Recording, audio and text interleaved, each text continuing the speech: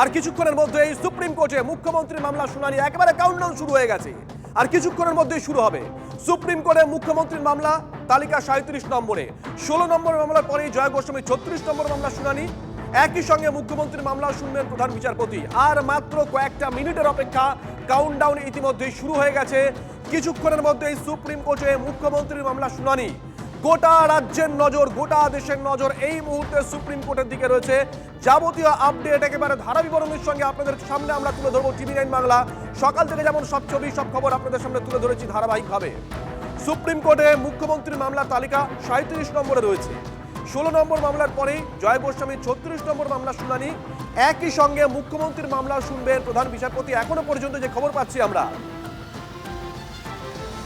Countdown শুরু হয়ে গেছে।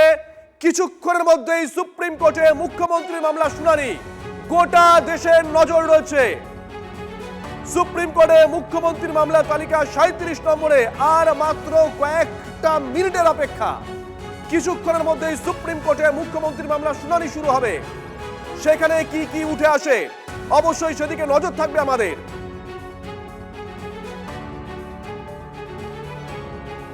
16 নম্বর মামলার পরই জয় গোস্বামী 36 নম্বরের মামলা শুনানি। একই সঙ্গে মুখ্যমন্ত্রীর মামলা শুনবেন প্রধান বিচারপতি। শ্রাবন্তী আমাদের সঙ্গে রয়েছেন। শ্রাবন্তী, ঘড়ির কাঁটা একেবারে ঘন্টা মিনিট সেকেন্ড ধরে 12টা বেজে 38 মিনিট 37 সেকেন্ড। শ্রাবন্তী, দেখো শুভজিৎ, এরকম একটা ঐতিহাসিক মুহূর্ত বলা যায়। তার কারণ সিটিং সিএম হিসেবে এর আগে ভারতবর্ষের কোনো মুখ্যমন্ত্রী মামলা লড়েননি। অন্তত ইতিহাসটা সেরকমই বলছে। মুখ্যমন্ত্রী ইতিমধ্যেই পৌঁছে গেছেন সুপ্রিম কোর্টে।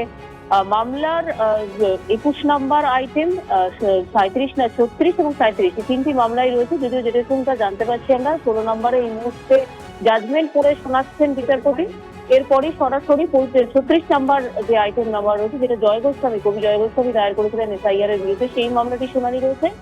এবং তারপরে 37 নাম্বার মামলাটি মুখ্যমন্ত্রী মমতা বন্দ্যোপাধ্যায়ের মামলা, সেটি হওয়ার কথা রয়েছে। যেহেতু মুখ্যমন্ত্রী মমতা বন্দ্যোপাধ্যায় নিজে এক্ষেত্রে পিটিশনার, সুপ্রিম কোর্টের নিয়ম অনুযায়ী তিনি আজকে সওয়াল করতে পারবেন।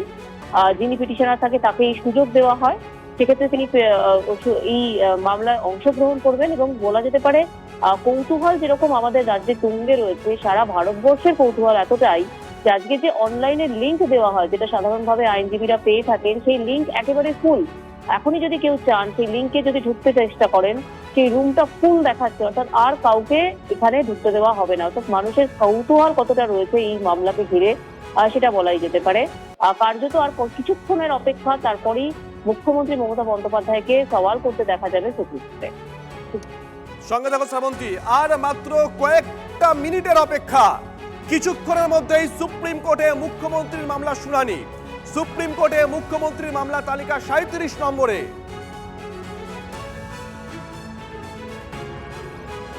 এর আগে বাঁকুড়া থেকে রাজ্যের মুখ্যমন্ত্রী মমতা বন্দ্যোপাধ্যায় ঠিক কি বলেছিলেন শুনুন একবার। জোরে 2 মাসের মধ্যে 81 জন, প্রায় 70 জনের মতো মারা গেছে। বাদ বাকিরা সুইসাইড করতে গেছিল, হসপিটালে আছে। একবারও প্রাণ কাঁদে না, একবারও মন কাঁদে না।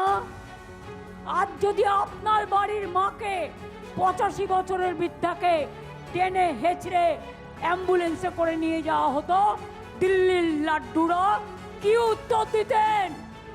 আমরাও আইনের সাহায্য নিচ্ছি। আগামীকাল কোর্ট খুলবে, আমরাও আইনে যাব। এত মানুষের মৃত্যু, এত মানুষকে যেভাবে হ্যারাস করেছে তার বিরুদ্ধে, এবং প্রয়োজন পড়লে আমি নিজেও পারমিশন চাইব। দরকার হলে আমিও সুপ্রিম কোর্টে গিয়ে মানুষের হয়ে আমি প্লিড করব, আমি মানুষের হয়ে কথা বলবো। মুখ্যমন্ত্রী বাঁকুড়া সভা থেকে বলেছিলেন প্রয়োজন পড়লে আমি সুপ্রিম কোর্টে গিয়ে মানুষের হয়ে কথা বলবো। মুখ্যমন্ত্রী দিল্লিতে রয়েছেন, সুপ্রিম কোর্টে পৌঁছে গেছেন, আজকে ওই ঘরে থাকবেন। কিন্তু মুখ্যমন্ত্রী কি কথা বলেন সেদিকে অবশ্যই গোটা রাজ্যের, গোটা দেশের নজর রয়েছে। পাশাপাশি এটাও আপনাদেরকে জানিয়ে রাখি, গতকাল রাতে ঠিক 11টা বেজে 2 মিনিটে তৃণমূল কংগ্রেসের তরফ থেকে সোশ্যাল মিডিয়া একটা ছবি পোস্ট করা হয়, একটা পোস্টার পোস্ট করা হয়। সেখানে দেখা যায় মমতা বন্দ্যোপাধ্যায় সুপ্রিম কোর্টের দিকে এগিয়ে যাচ্ছেন এবং আইনজীবীদের পোশাক পরিহিত অবস্থায়। আর সেখান থেকে যাবতীয় জল্পনা শুরু হয়েছিল। আজকে মমতা বন্দ্যোপাধ্যায় কি বলেন কিংবা বাইরে বেরিয়ে এসে কি বলেন অবশ্যই সেদিকে নজর থাকবে আরো একটা কারণে, কারণ এই মামলা অত্যন্ত তাৎপর্যপূর্ণের পাশাপাশি গোটা জাতীয় রাজনীতির নজর আজকে রয়েছে। যারা রাজনৈতিক বিশ্লেষক তারা বলছেন মমতা বন্দ্যোপাধ্যায় শুধু সুপ্রিম কোর্টে আজকে উপস্থিত থাকাই নয়, যে প্রশ্নগুলো করবেন কার্যত সেই প্রশ্ন কেন্দ্রীয় সরকারের উদ্দেশ্যে, নরেন্দ্র মোদীর উদ্দেশ্যে। তাৎপর্যটা এখানেই। এসআইআর ইস্যুতে নির্বাচন কমিশনের বিরুদ্ধে মামলার হুঁশিয়ারি দিয়ে গত 5ই জানুয়ারি ঠিক কি বলেছিলেন মুখ্যমন্ত্রী, আপনাদের আরো একবার শোনাবো।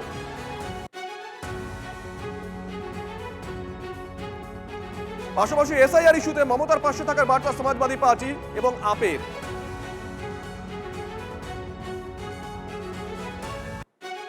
ममता बनर्जी ने कहा है कि अगर ज्ञानेश कुमार के खिलाफ इम्पीचमेंट मोशन आता है तो वो उसका समर्थन करेंगे। हम आदरणीय ममता बनर्जी के पक्ष में हैं, उनके साथ हैं।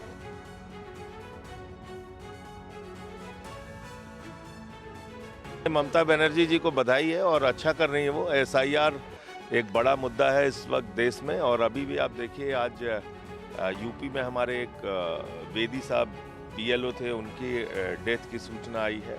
तो बीएलओज मर रहे हैं, एसआईआर में बीजेपी जो पूरे देश में घोटाला कर रही है वही बंगाल में कर रही है। वो नौटंकी के मास्टर हैं। चुनाव है, चुनाव में नौटंकी, पिछले चुनाव में पैर टूट गया और ज्यों रिजल्ट आया पैर ठीक हो गया।